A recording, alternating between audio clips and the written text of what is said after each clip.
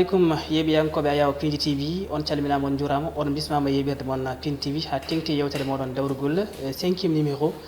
ɗum noon hande yewtere men dawrugol eɗen jaɓɓo hoɓɓe ɗiɗo yontaɓe leñol ngol en goto ko Abdallah Ba mo ganduɗa kañum woni kolade kuuɓal fedde wiyetede forum républicain pour la citoyenneté et l'équité par ailleurs candidat aussi toon to mairie ndi Dabia koye nder département mo Kanel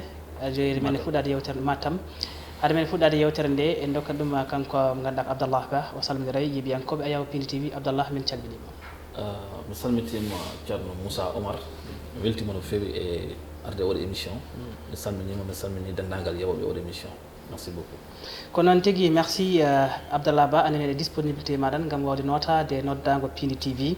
ko weltanadema. Issa Diop to senggam ñamaɗo Issa Diop noon ko jeune tawateɗo e nder commune mo mairie kamɓe goni bras droit mo ganduɗa ko Aboubacry Sow e nder commune o mairie e jeune uji ɓe ganduɗa ko daraniɓe on mo ganduɗa ko gonɗon toon to mairie ndi mairie abou an Issa Diop salamu aleykum. Waaleykum salam Bari mi salminima mi weltanimama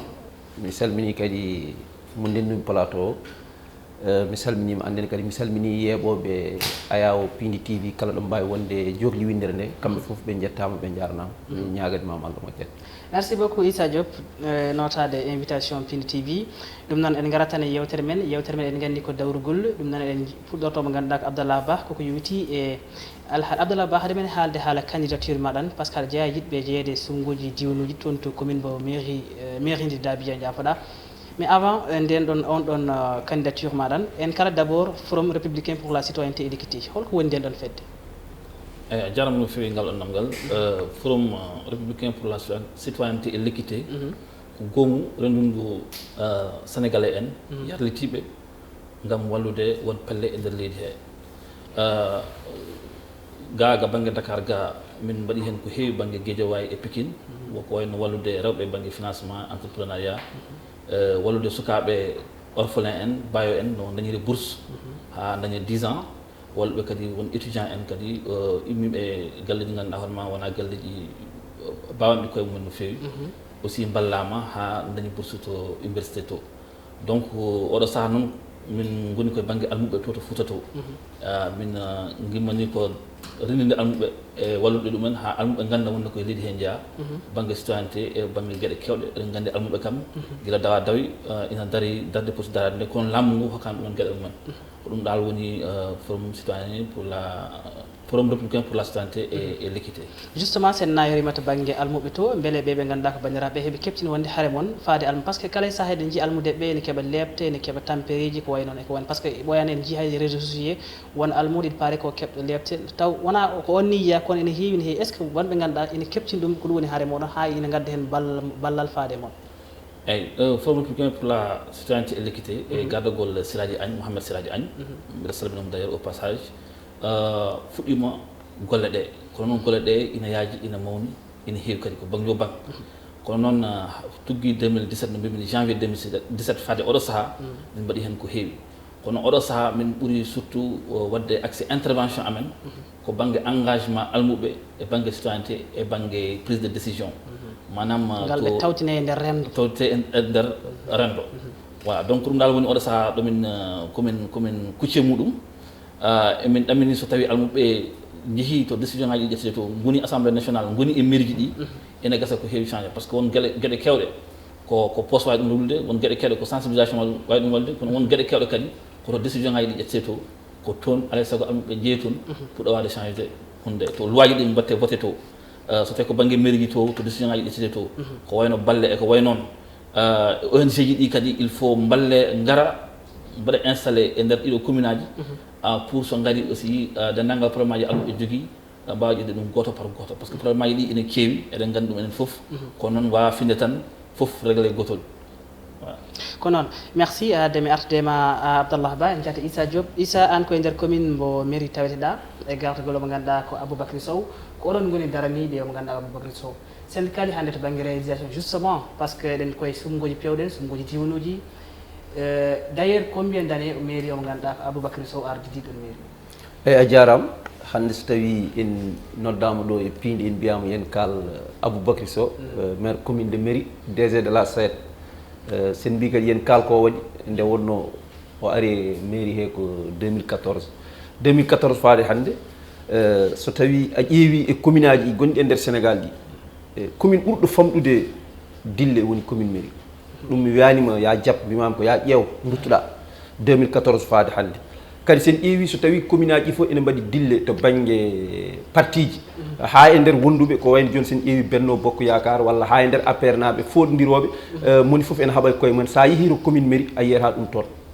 heddi noon kala ɗo neɗɗo woni omo yiiɗi dañde mo yiiɗi dañde ɓiɗɗo baaba mo foɗodirata o wawa kadi ƴewde ɓedde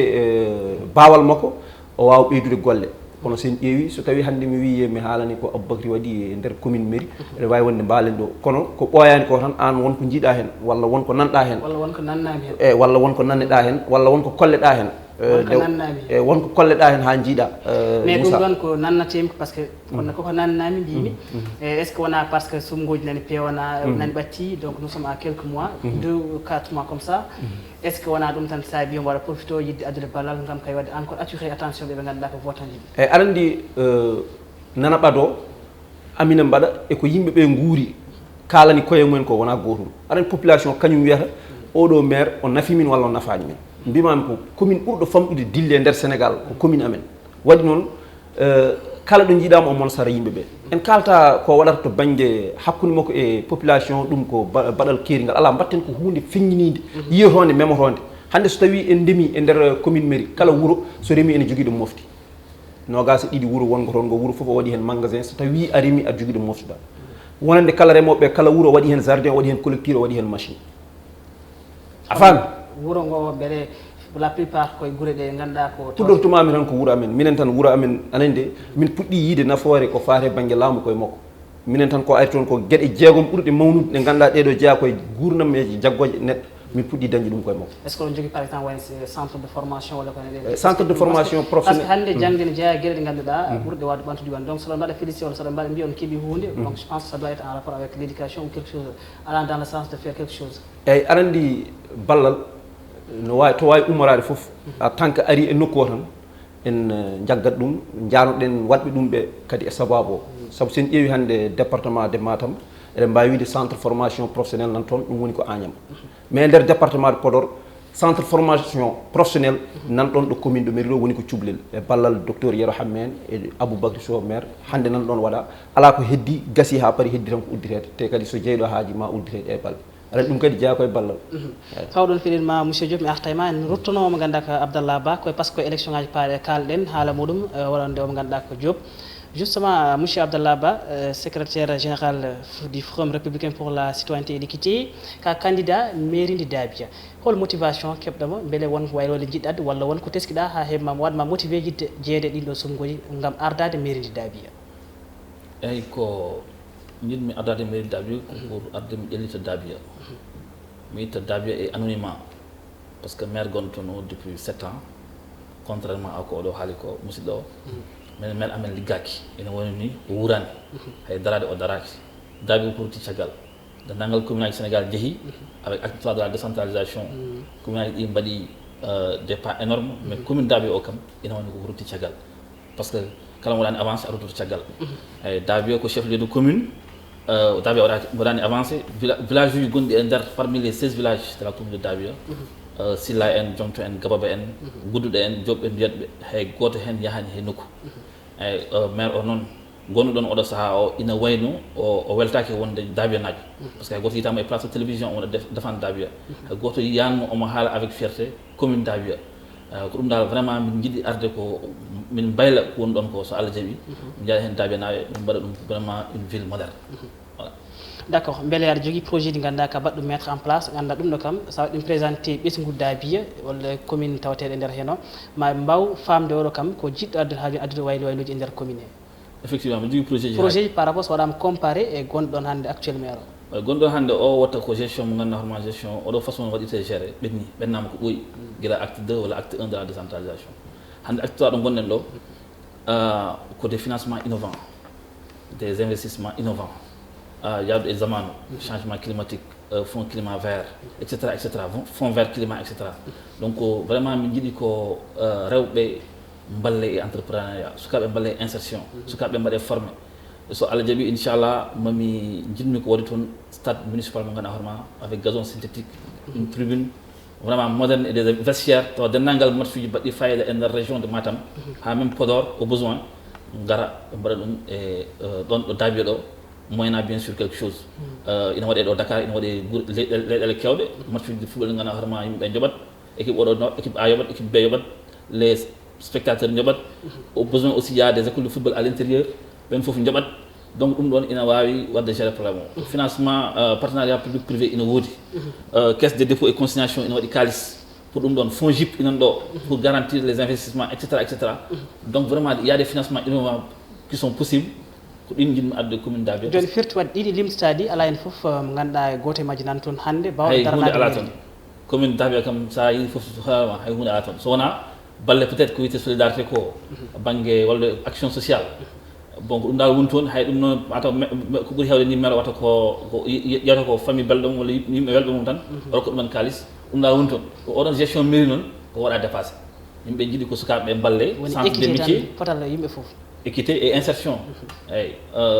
inclusive taw ko yimɓe foof nawete sukaɓe joguiɓe diplôme aji balle e liggueyaji no mbimi ni banggue gestion des ordures des milliers d'emplois peuvent être créés minen somin gari inchallahu avec les communes du Bosséa au besoin ou bien les communes de Boki Diawé min mbaɗa entente intercommunale min ƴeewa site min mbaɗa délibération ton waɗe les ordures on va mettre en place un centre d'enfouissement technique etc en partenariat avec les bailleurs on va employer les jeunes gestion des ordures oɗo saha joni les ordures ko kalis kewɗo ko minaji kewɗi goni hen alay sago ɗum ɗon waɗi exploité pour kana waɗi exploité won guuri e nder Sénégal wattaki to Dabio to mais on mbaɗi mettre en place mo ganduɗa une fois à la mairie wonɓe ganduɗa halfinaɓe fanno spécialiste wawa wadde transformé ɗin ɗo déchet ɗi kaltaɗi non oɗo saha hande ɗo mairie ɗo ala mais minen somin gari so Allah jaaɓi on va en collaboration avec des communes avec Sénégal avec des partenaires en Tunisie ça existe au Maroc ça existe en Côte d'Ivoire ça existe min mbaɗa partenariat avec mabɓe on va envoyer les jeunes on va les former ɓe garta min mbaɗa ɗum ɗon mairie o min mbaɗa un bureau de l'hygiène pour waɗi koye mairie normalement comme bureau de l'état civil to hygiène ko watte géré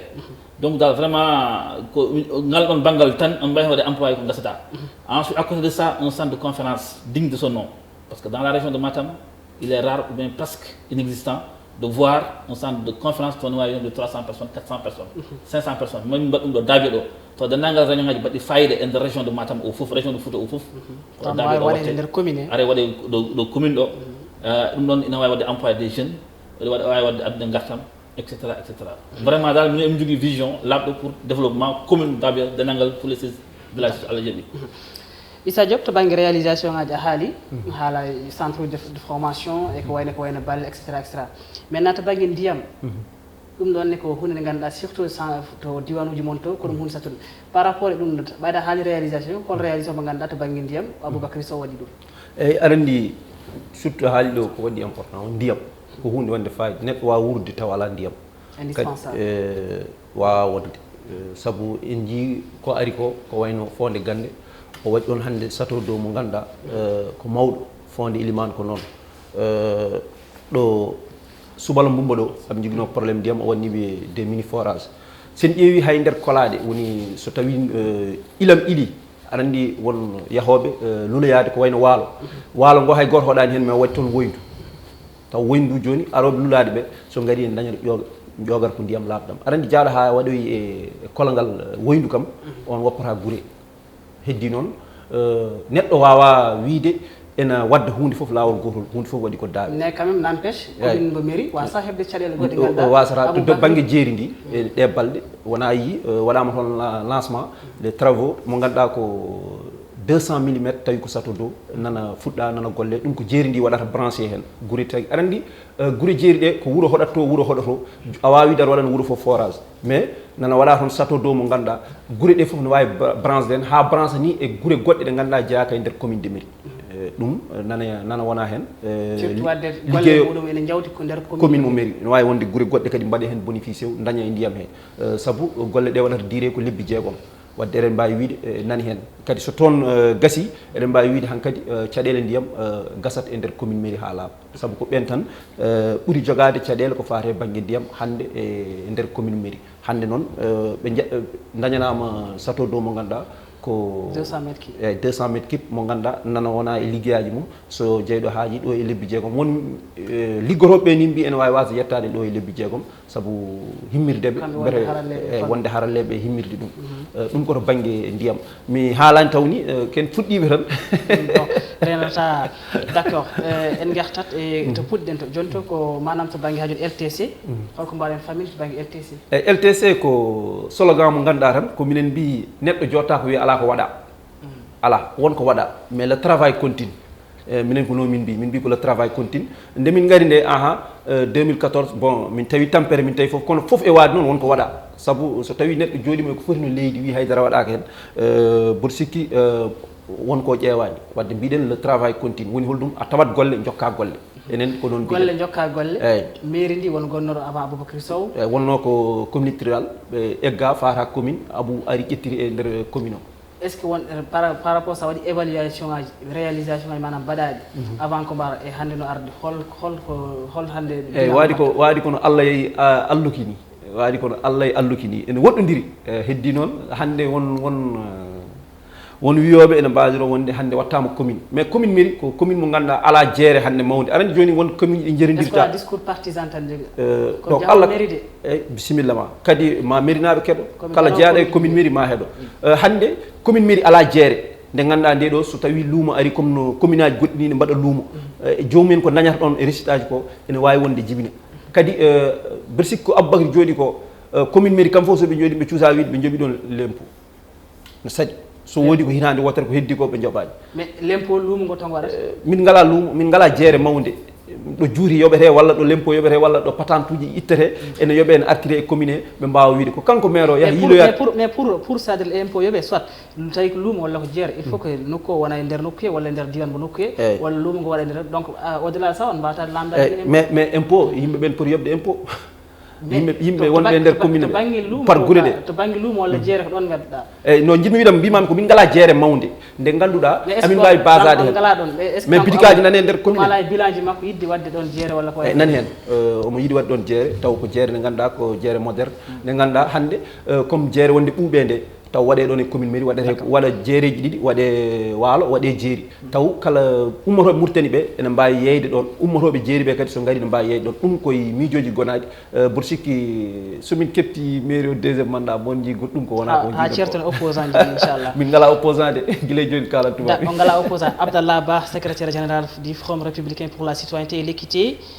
caution 15 millions avant eɗen garti hen déjà eɗen gandi wonɓe ganduɗa koye nder APR goni an certainement koye APR taweɗa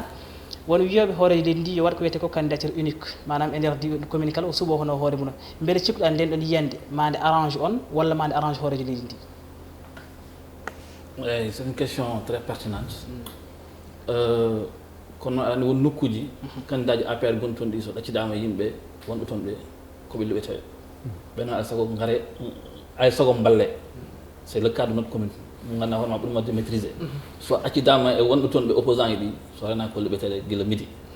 ñande woto dawi midi kam tawat kanko liɓa eyyi par ce que hono no mbimi nani donc firti wadde yo candidature ji ɗi président yo accu président de toute façon président il a tous les renseignements président de la République Macky il a tous les renseignements ensuite ɓeɗe hen wonde président de la République anni e muɗum ko Sénégal yaara yesso ɗum waɗi plan Sénégal émergent omno liggo dendagal Sénégal kono noon o wawa wonde partout au Sénégal c'est pourquoi nokku fof ina waɗi gonɗo ɗon mo ardini dendagal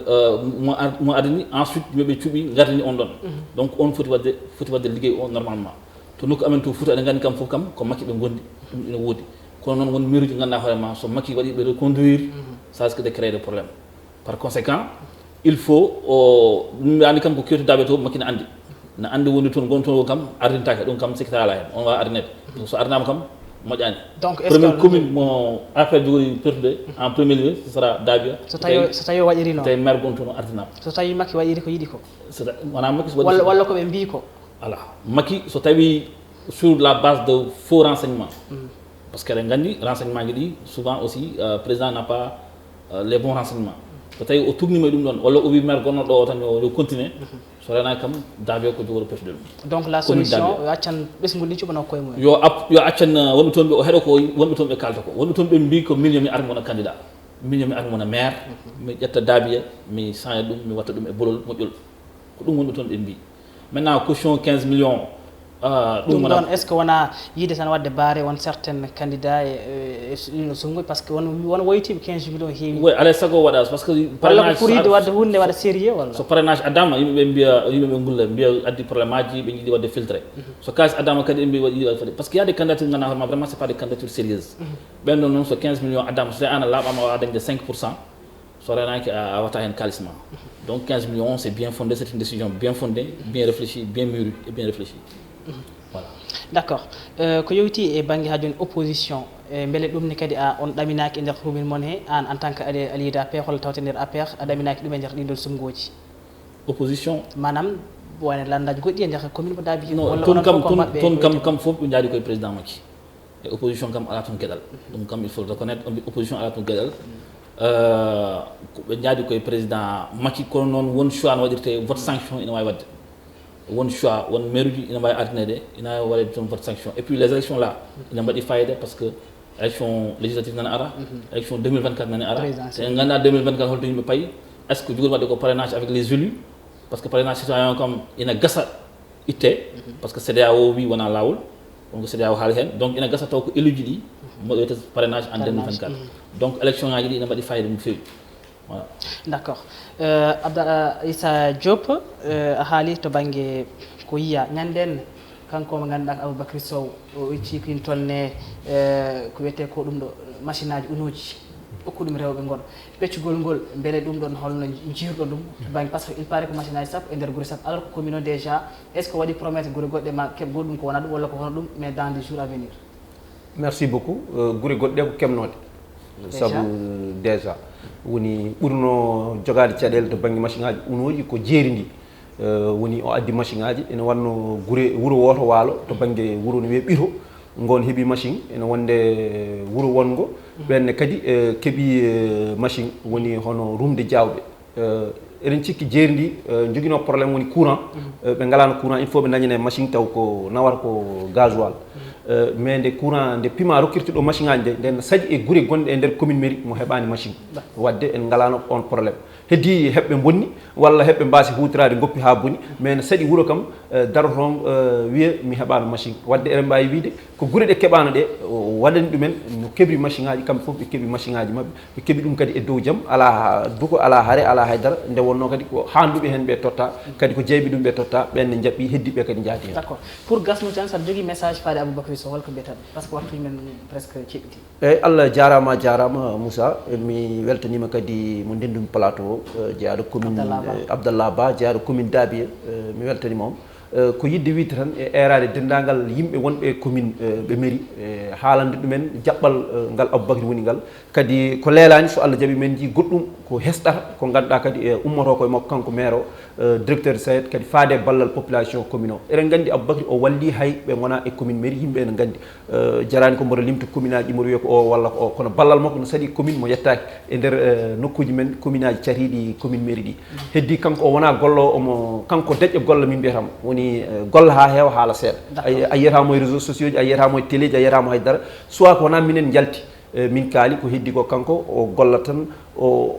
so kala ko golle o yejjiti ɗum goɗɗum woni yeeso makko ko foti wadde ɗum noon eɗen ñagonomo Allah tan judde balɗe moƴƴude battani eɗen ñagono ɗum kadi dendagal Sénégal naaɓe e dendagal wonɓe commune mairie kala merci Abdallah Ba koye presque yewtere men gasi koye sumgoji faya minen mbima non seulement bonne chance et aussi holo message joguiɗa fort faade ɓesgu Dabiya oui message fort joguimi particulièrement à l'endroit du maire d'abord mi waɗimo défier namdi mum yo yaltinde les comptes administratifs 2018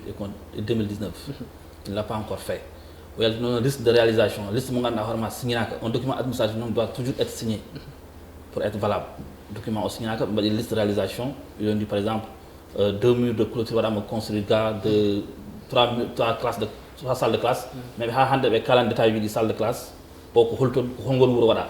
donc on veut vraiment un compte administratif détaillé ɗum jiɗi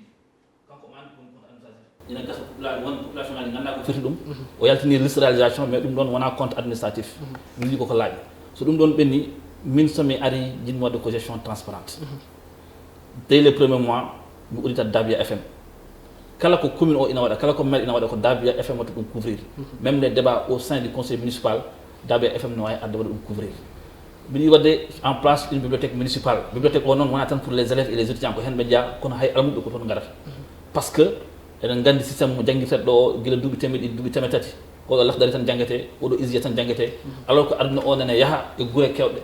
il faut defte badde fayda ngari badde tun ordinateur gadde tun almube ina ngara so mo dudal so jidi ngara nata e bibliothèque municipale he